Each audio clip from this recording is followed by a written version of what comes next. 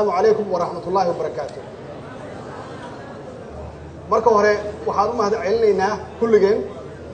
maamulka iyo shacabka galmudug gaar ahaan reer Dhuusamareeb sida wanaagsan ay noo soo dhaweeyeen waatinimada leh aadka ay noo tuseen qalbigooda iyo dadjaceelka iyo Soomaalinimada iyo wadannimada noo tuseen aad iyo aad gaan uga mahadcelinaynaa soo dhaweyntooda wanaagsan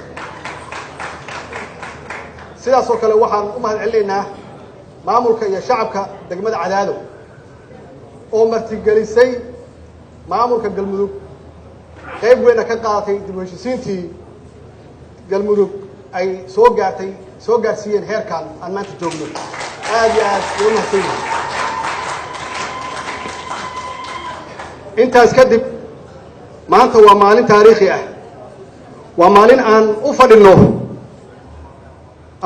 fadhino goobtan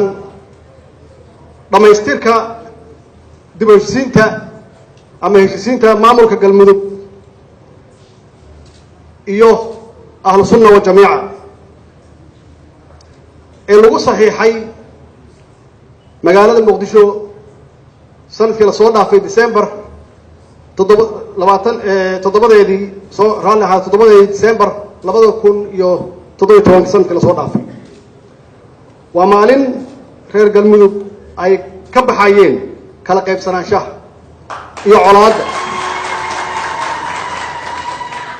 iyo colaadaha ka jira deegaanadan muddo dheer heshiiskan maanta